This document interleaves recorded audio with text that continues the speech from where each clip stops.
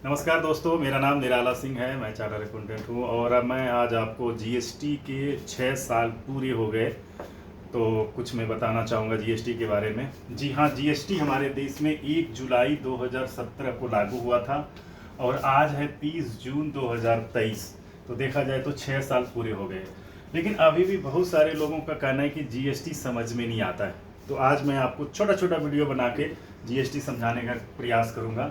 तो जीएसटी में देखिए 3 लोग हैं जो जीएसटी से वास्ता रखते हैं। एक तो आम लोग होते हैं हमारे आपके जैसे, दूसरा है व्यापारी वर्ग हैं और तीसरा है जीएसटी अधिकारी। बस 3 लोग जो है काफ़ी परेशान रहते हैं जीएसटी से। आम आदमी तो देख रहे हैं कि मोदी मोदी करते रहते हैं, मोदी खराब है या मोदी अच्छा है उनका विषय है, बाकी उनको कोई फर्क नहीं पड़ता है। वो टैक्स कितना भी सरकार कर दे, वो सामान खरीदेंगे तो टैक्स वो पे कर ही लेते हैं। चाहे वो एक चिप्स का 10 रुपये का चिप्स भी खरीदते हैं तो उनको पता ही नहीं कि इसमें जीएसटी है, और उसमें जो है 18% या 5% जीएसटी लग के आता है और वो पे करके खरीदते हैं। बात करते हैं व्यापारी का। व्यापारी 2 तरह से, एक मजे में है और दूसरे सजे में है। मजे में वो लोग हैं जो जीएसटी को बेहतर तरीके से समझ रहे हैं और उसका फ़ायदा उठा रहे हैं, और सजा में कौन है वो मैं थोड़ी देर पहले बताऊंगा। उसके पहले मैं बताता हूँ जीएसटी अधिकारी। जीएसटी अधिकारी मजे में है। क्यों मजे में है? कि सारा काम अब कंप्यूटराइज हो गया, सारा काम कंप्यूटर करता है, उनका काम बहुत कम हो गया है और सारा काम ऑनलाइन हो गया है।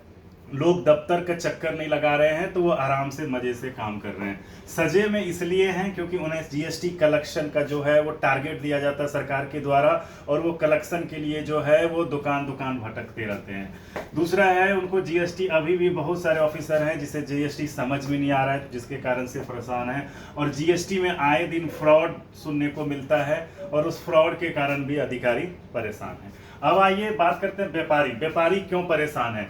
व्यापारी अक्सर देखा जाए, व्यापारी के व्यू से देखा जाए तो व्यापारी सामान बेचते हैं और सामान में जीएसटी लग के आता है, और कस्टमर को उनको सामान जो बेचते हैं उस पर जीएसटी लगा के बेचना होता है और जीएसटी कलेक्ट करना होता है। जब वो सामान, व्यापारी जब सामान बेचता है तो सामान के साथ पैसा आता है, जिसको कि हम लोग लक्ष्मी भी बोलते हैं, और हमारे देश में लक्ष्मी जो है वो घरवाली को भी बोला जाता है। तो अक्सर दुकानदार क्या करता है, जब सामान बेचता है तो सामान पर समझ लेते हैं कि सामान का जो दाम है वो घरवाली हो गया, और सामान के साथ जो जीएसटी आता है ना उसको हम समझते हैं साली। तो ये जब 100 रुपये का सामान बेचा तो इन्हें 118 रुपया मिलता है, 100 plus GST.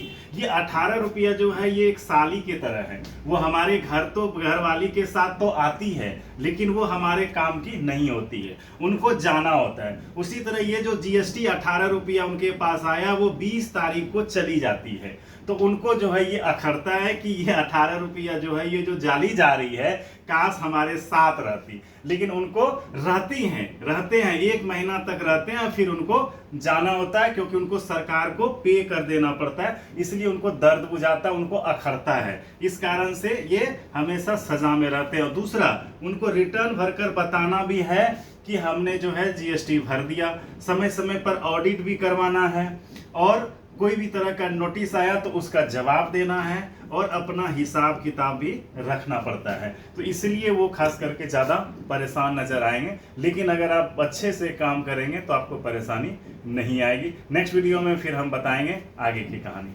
Thank you, bye bye.